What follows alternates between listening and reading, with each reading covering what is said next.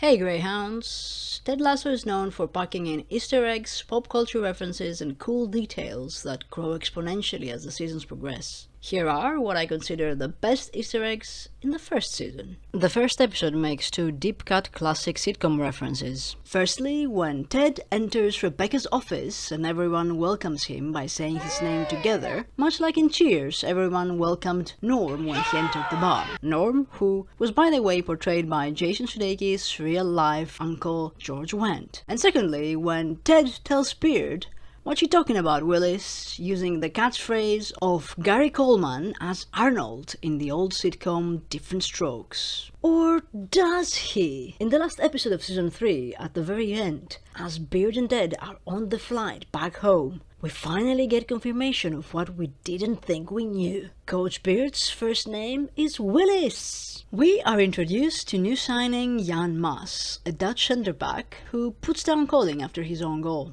Sam diffuses the situation by noting that Jan is just being Dutch. The Dutch are known for their straightforwardness, a term known as bespreekbaarheid, speakability, meaning that everything can and should be talked about. Jan's last name is a tribute to Saskia Maas, one of the founders of Boom Chicago, the comedy group based in Amsterdam, where the creators of Ted Lasso, Jason Sudeikis, Brendan Hunt and Joe Kelly, among others, started their careers. One cute detail from when Rebecca breaks up with John Wingsnight is the song that plays, which is Aimee Mann's Wise Up, a song famously used in the 1999 film Magnolia in a key scene. This isn't the first time Magnolia is mentioned in the episode. Previously, Ted had used it to talk about coincidences with Danny, as the accidental killing of Earl is very much in the style of Magnolia. Ted confuses Tom Cruise's hairstyle with the one that he had in The Last Samurai, but as Beard confirms, he had long hair in both. That was from the time when Tom Cruise was trying to convince everyone that he's a serious actor instead of focusing on making entertaining, hugely profitable blockbusters. I did rewatch Magnolia after Ted's recommendation and found it much less appealing than I remembered. Has any late 90s drama aged well? In the second episode, Jamie leaves a reality game that's not Love Island, thank you very much. As he leaves the studio of the morning show where he was discussing his departure, a fan tells him, "Sorry you got sacked," and Jamie responds with, "It's how the crisp crumbles," which is not really the expression, it's the cookie that crumbles, not the crisp. But, you know, language is a live organism and keeps evolving, so I like it. A crisp, by the way, is this, not this. This is a chip. Like fish and chips. And this is an apple crumble, not an apple crisp. Wait, I think Jamie might be onto something. At Nelson Road, when Nate asks Beard, "Did you sleep here?" Beard responds, "Perchance to dream here," which is a line from Hamlet's famous "to be or not to be" soliloquy. It has been used a countless times since. My favorite one has to be the title of a Tom and Jerry short. This isn't the only Shakespeare reference of the episode. At the end, Doc Saron says, "Heavy is the head that wears the visor," a paraphrase from the line, "Uneasy lies the head that wears a crown," from the King's soliloquy in Henry IV, Part 2. I mean, dude, take off the crown when you go to bed. Meanwhile, Ted tells Keely, "Mime is money," to justify Roy's reluctance to say hi. This is from the seminal mockumentary This is Spinal Tap, the 1984 Rob Reiner film that followed a fake English band on an increasingly disappointing tour of the US. The line was uttered by comedy legend Billy Crystal to comedy legend Dana Carver as they were both waiter mimes in a musical industry party, appearing only for a few seconds.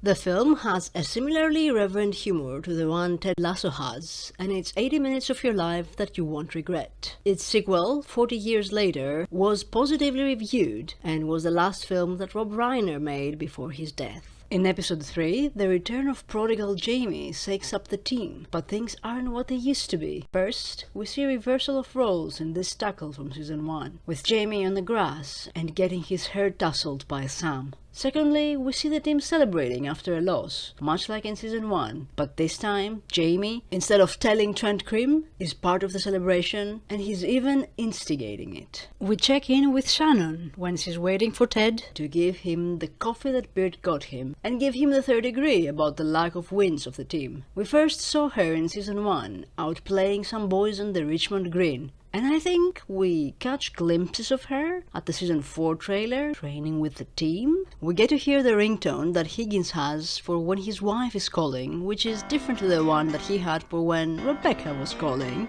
And it is "She's a Rainbow" by the Rolling Stones. Rebecca will note that in episode 5, aka the rom-com episode. Higgins' wife, by the way, is Jeremy Swift's real-life spouse of 30 years. The Christmas episode is an homage to Christmas movies. We have Ted watching Christmas classic It's a Wonderful Life, with James Stewart being at his lowest point, when Rebecca knocks at his window as a guardian angel of sorts. The players playing with the Nerf guns is an homage to 1988 Christmas classic Die Hard, and Bruce Willis asking Al to tell his wife he's sorry. The final scene with Phoebe and the little boy is an homage to terrible rom-com Love Actually and the infamous creepy scene between Keira Knightley and this loser. And let me sneak in a couple of non-film Easter eggs. Rebecca spelling Hi Ted with Christmas decoration is an homage to Ted spelling Hi Boss using the players' bodies in season 1. And we have the return of the Aussie guy, Tommy, whom we first saw in season 1 and we'll see again in season 3. This time he's with his family and his actual IRL actress mom, Claire Skinner.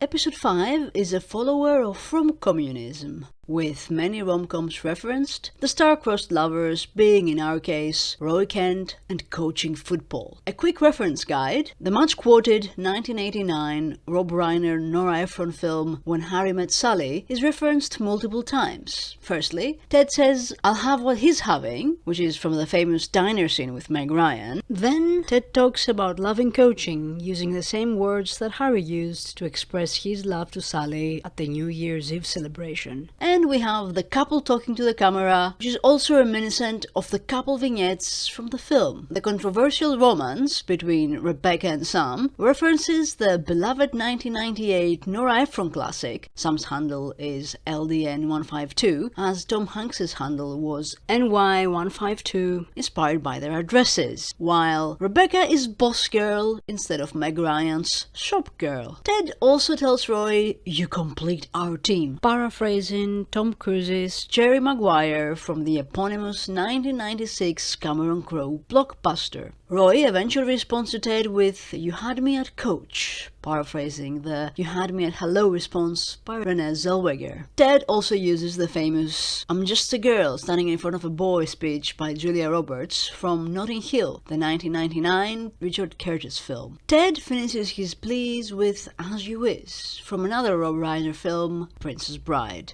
We have a shout to Sleepless in Seattle, another Nora Ephron film, when Roy tells his colleague Jeff that he has to go, just like Meg Ryan told Walter. And of course, Roy's mad dash to the stadium is a nod to mad dashes in probably every single rom-com. And I will give you one non-rom-com Easter egg from the episode. When Roy is asked about the 17-year-old player making his debut that night, the name of the player, Matthew Kerr, is actually that of a writer of the show, who also happens to be the son of legendary basketball player and coach Steve Kerr.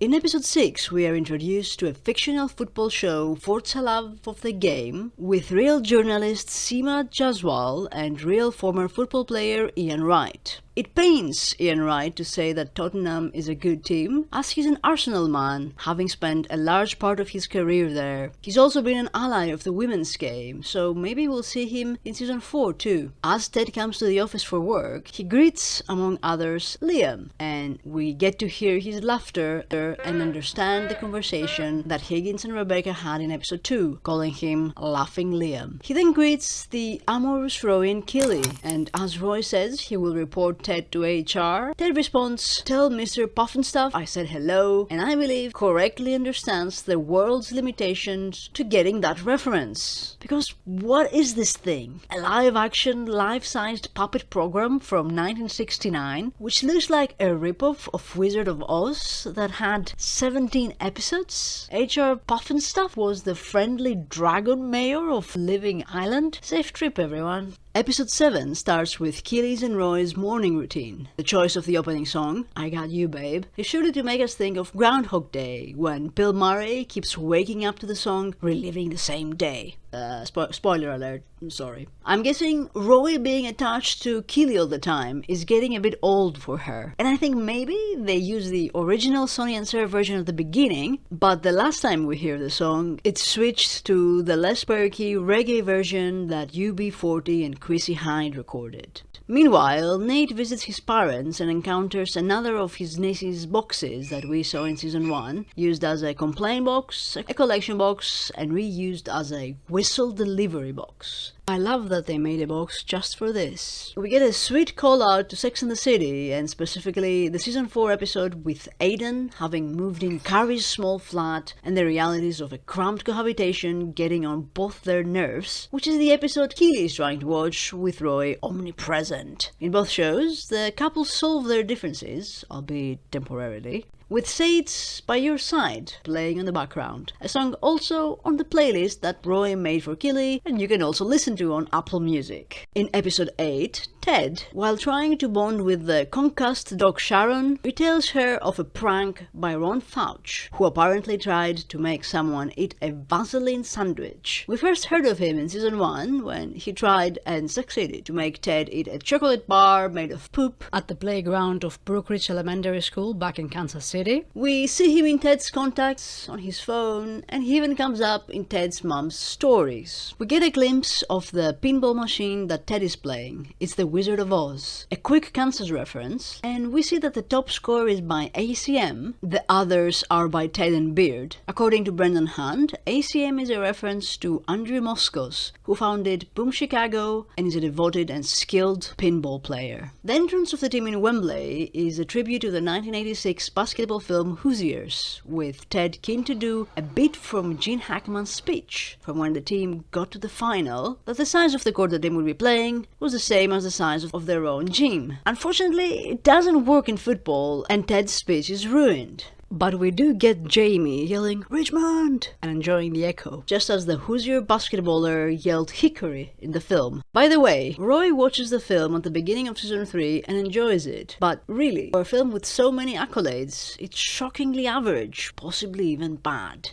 Episode 9, Beard After Hours, as the title suggests, is an homage to Martin Scorsese's 1985 black comedy After Hours. But it's also peppered with too many references throughout. I'll just pick 2 for the time being. The episode references Fight Club when Beard and his crew are in the lift to the private club, discussing the flood of the receptionist that didn't burn down, much like Tyler didn't pull the trigger on the delicatessen in the film. And the elevator music is also from the soundtrack of David Fincher's cult classic by the Dust Brothers. Meanwhile, the very pretentious sounding name that Coach Beard uses to introduce himself to the old boys from Oxford University is the very real full name of English singer-songwriter Elvis Costello, an artist with an illustrious career whom you may know from his cover of an old Charles Aznavour song, She, which was featured prominently in Notting Hill. At the 10th episode, which was called No Weddings and a Funeral after the blockbuster British rom-com of the 90s with Hugh Grant and Andy McDowell, we see Ted getting ready for the funeral to the tune of Easy Lover by Phil Collins and Philip Bailey, a song that lasts 4 minutes and 47 seconds. We know from episode 5 that that's how much Ted believes a man should take to get ready in the morning.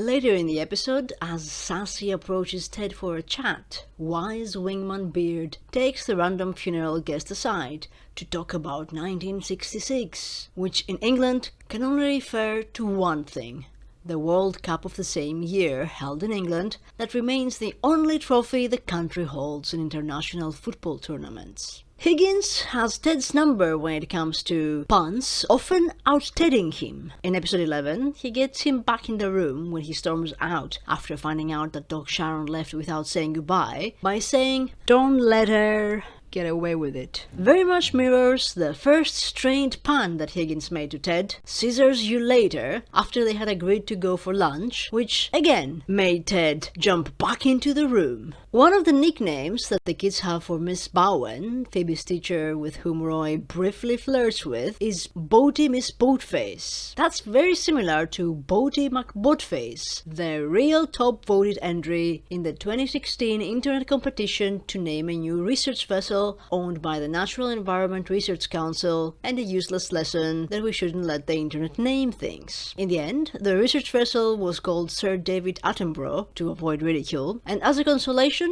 one of the little research subs on the ship was called Boaty. At the pub, as Ted and Doc Sharon are set for one last drink, Ted gives Sharon a piece of her own medicine, in the form of a letter saying goodbye, as she had done to him and the team. Sharon says, "Son of a bitch stole my move," with the show referencing the end of Good Will Hunting, where Matt Damon had left a letter for his therapist Robin Williams saying, "It's about a girl," and Robin Williams ad-libbing, "Son of a bitch stole my line." Halfway through the season finale, Ted and Beard are discussing Nate's betrayal, when Beard says Ted is so tense his mustache might pop off. Ted then jokingly says that without a mustache he will look like that guy from Hangover, meaning not, as Beard suggests kindly, Bradley Cooper, but Ed Helms, as Jason Sudeikis has said multiple times that people often confuse him for Helms. I see it, but if you are confused, just remember Helms portrayed Andy, easily the most annoying person in the American office. Nate's transformation to villain is completed in the episode, and among his litany of complaints to Ted, he says that Ted didn't put up in his office this picture that Nate gave him for Christmas. Nate doesn't know what we do, that the picture, as we saw in episode 10, is next to the picture of Ted's son at his home. Finally, the show gives a headbutt to Major League, the iconic 1989 film with Tom Berenger and Charlie Sheen among others, when at the promotion celebrations, Roy headbutts Jamie, much like Dorn had punched Charlie Sheen's character and immediately picked him up and hugged him.